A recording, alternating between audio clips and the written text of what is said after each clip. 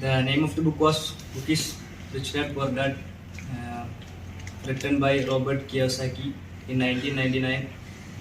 It was a bestseller, sold over 20 million copies all over the world. The book was firstly neglected or rejected by many of the publishers at the initial time, but later it became an overnight success. The book discussed many things. The book really started with the story of the rich dad and poor dad. You all were curious about who are the rich dad and the poor dad in this book. In the story, he mentions the rich dad as the friend of his Mike. Mike's father was an entrepreneur, a businessman, well-known businessman in his country. And the rich dad, he mentioned himself as the father of himself. He's a teacher and he's a successful man. But he mentioned both of them as rich dad and poor dad was about his income and asset level. Mainly, this book was a financial literacy book. He started by saying a story when he was studying at the 4th grade. There was a vacation and some of the friends didn't include him and Mike to the company when they went to a trip because they were poor boys at that time. So at the early stages he started to think, how can we rich? How can be rich like them? So he firstly asked about his father, asked to his father, how can we rich? So as the old parents of us say that study hard, work hard, be rich. But instead of that, the friend of Mike, his father say that we don't want to work hard or study hard. We want to analyze the market. We want to knowledge about the financial market, and financial literacy was the important tool. Most of the schools were not providing enough financial literacy classes to the students. So at the early stages, he was mentoring. His mentor was the father of Mike. He mentioned as the rich dad. He said that the mentoring part was really helpful in the success of his journey. And coming to the principles he discussed in the books, he says that the rich acquired assets, but the poor acquired liability and think it as an asset. For example, if a man become rich, he initially bought a luxury car and all. It's not a asset, it's a liability to him. What he means is, we want to buy luxuries from our income or asset side, the income generated by the asset side, not from our direct income or our daily income. And then the next step was, the rich don't work for money, the money work for them.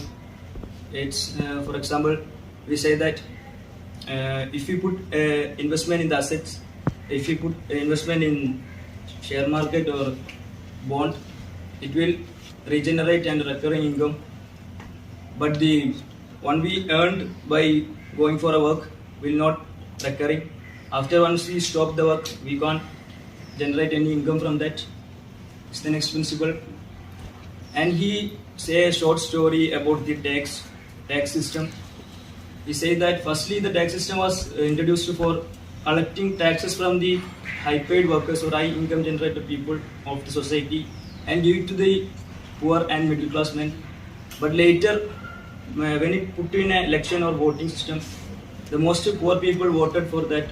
But later it became completely opposite for that. Mostly nowadays, the middle class men and the poor men are paying more taxes. Such as an example in the US presidency election, that one of the candidates of the US presidential election paid less taxes than his secretary. That's what he's mentioning, that the smart people or the rich people always smart enough for all of the loopholes and they study the law and corporation. Then he stated one of the principles was, don't look the money that we spend on acquiring knowledge on different other skills than academics.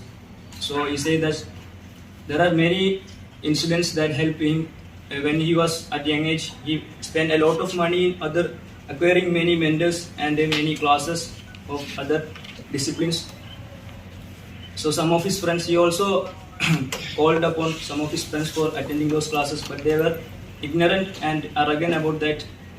They said it was very costly and expensive, you can't attend that classes. So he said that. Then we want to then he also mentions the power of his wife in influencing the success. She also mentions that she always is in the back of this journey.